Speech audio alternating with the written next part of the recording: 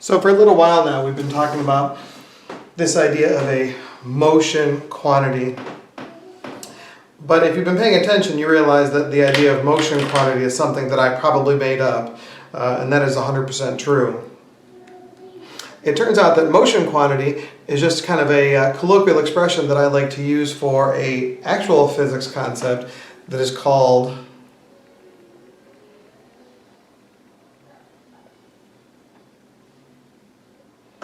momentum. Now, all the time in our everyday lives, people misuse the term momentum. Oftentimes they confuse it with speed. They say, oh, this doesn't have enough momentum. They mean it's not moving fast enough, or they think that it can do something like your momentum can carry you over something. But momentum is not a physical object, so it can't supply any kind of forces. It can't do anything. But momentum is an actual idea, and so when I think about momentum, I think about this kind of definition. Momentum is a measure of how difficult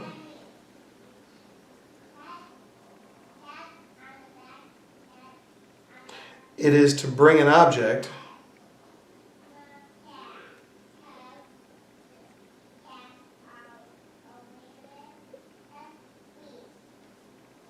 to a stop. So let's consider a couple examples. So the first example, let's consider a bowling ball and a basketball. So here's my bowling ball. It's moving this way. And here's my basketball.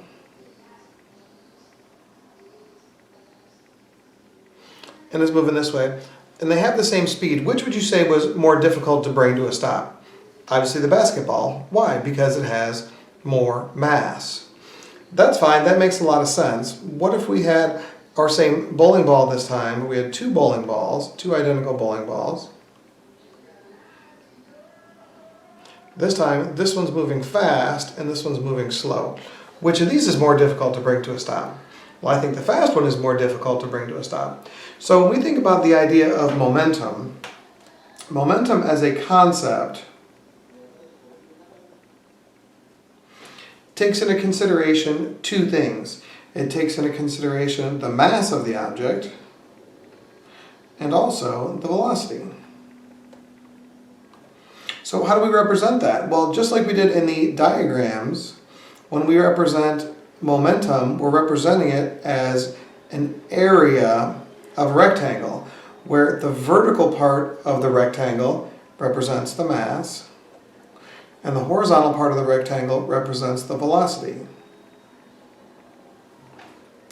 And the area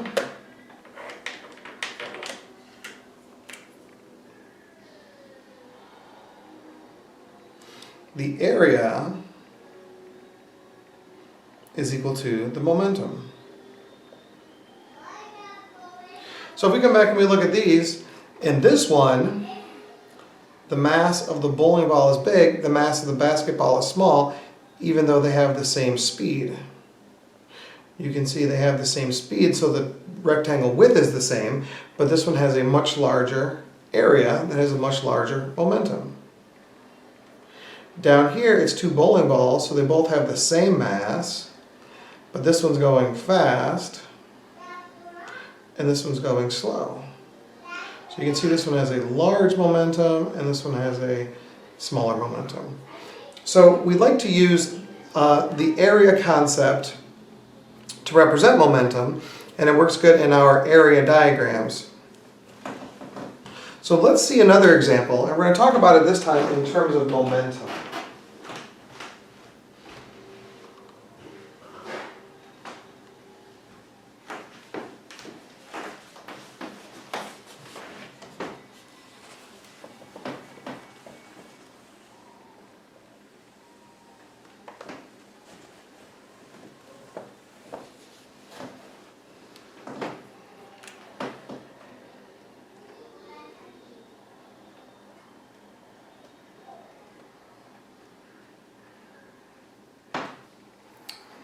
Let's use an example that's similar to an example that we used in the last video.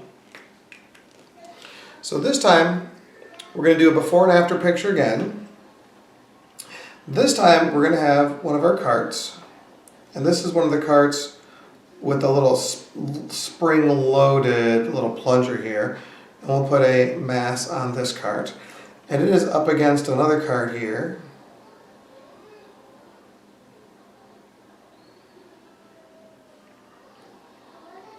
This one without a plunger, and then you're going to hit it and it's going to spring apart, and these two carts are going to move away from each other.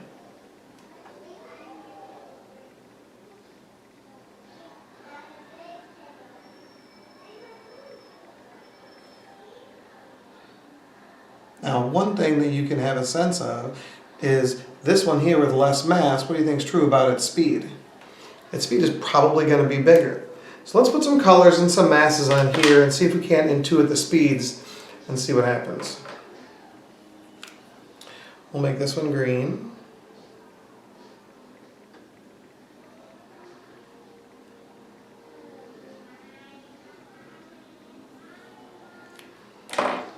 I'll make this one blue.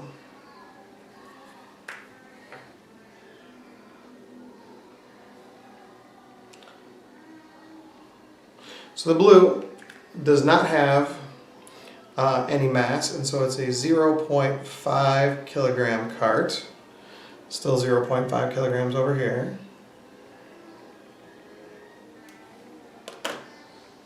And the green one has a bar on it, so it's 1 kilogram cart, still 1 kilogram over here.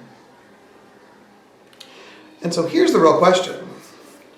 If they were not moving before, but you plunged it, if this one has twice the mass, how do you think its speed compares to this one?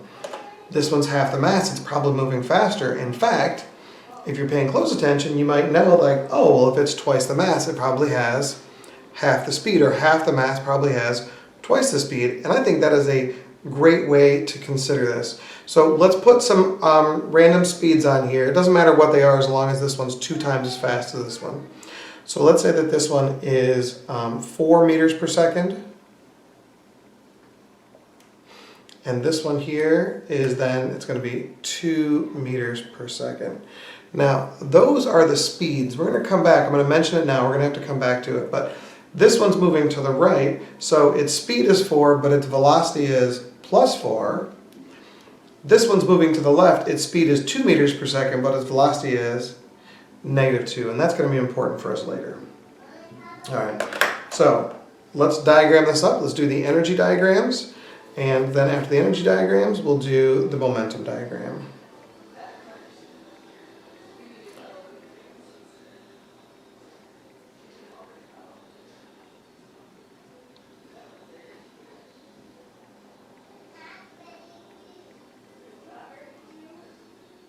So we know we have 3 kinds of energy here: gravitational, kinetic, and elastic. Gravitational, kinetic, and elastic. What's in the system? I would say the blue cart and the green cart. They're in our system. Okay. Now there's something about the blue cart and the green cart. What's going on with the green cart here? It doesn't have a spring. So even though it is part of the green cart, I'm going to add it there just so we can notice that it's there.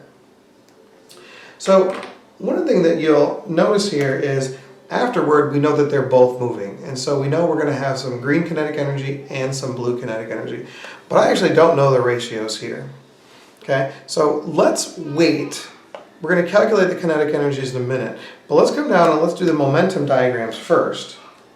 Once we do the momentum diagrams, I think we might get a sense of how to do the kinetic energies a little bit better. So let's do the momentum for this guy.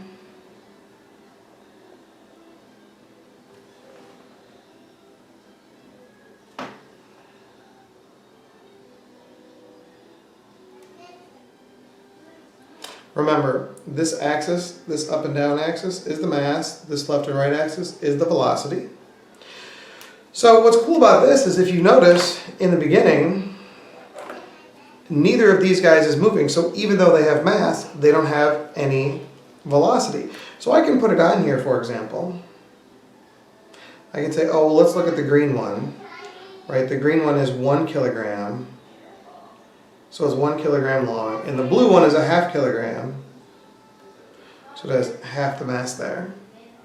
So that looks okay. But what's going on over here? We know that the green one has the same mass here.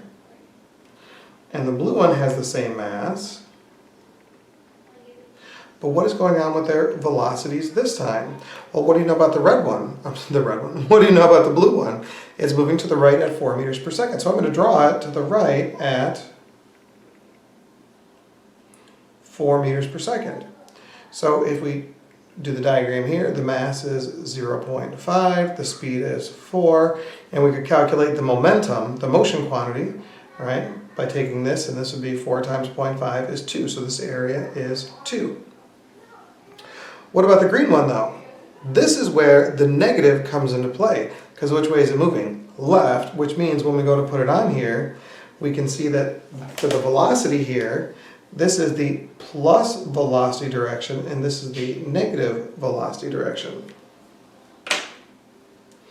So if I go to put that on here, but this one's going at 4, it's this long, this one's going at 2, so how does the speed compare?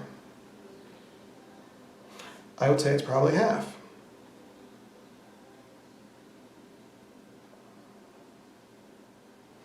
So what is the mass of this one? The mass of this one is 1 kilogram, but its speed is 2.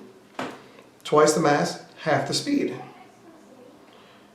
Half the mass, twice the speed. And when you look at these, what we're going to notice here is, well, what is the actual momentum? 4 times 0.5 is 2.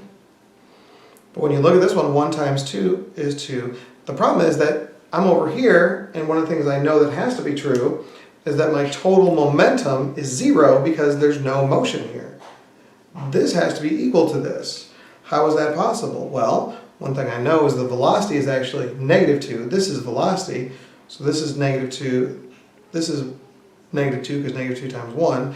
And when you add -2 and +2, your total momentum is 0. So now we have a really complete picture. It's consistent with our gut feeling about this. The momentum diagram makes sense. Let's do the energies. All right, so let's do the kinetic energy for the green one. When I go to do the kinetic energy for the green one, it's 1/2 mv squared. 1/2, the mass is 1. The speed is, well, it's -2, but I'm going to square it. 2 squared is 4, times 1 is 4. Half of that is 2. So 2 joules of kinetic energy for the green. Let's check the blue. 1/2, the mass is 0.5.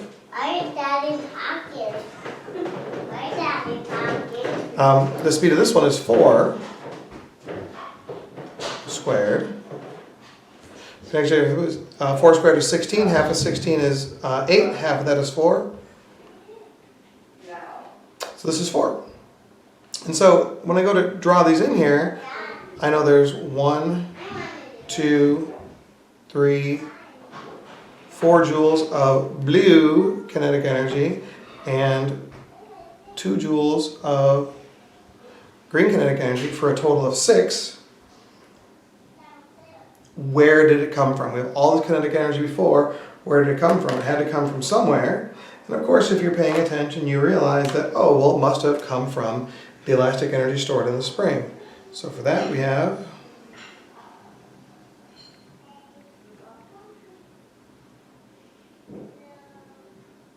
1, 2, 3, 4, 5, 6 joules of kinetic energy. None is lost to the system. Now we have a complete picture of how the energy bar charts match with the momentum bar charts. These are vertical, these are horizontal. The total momentum before has to equal the total momentum after, and it allows us to understand how the energy is transferred.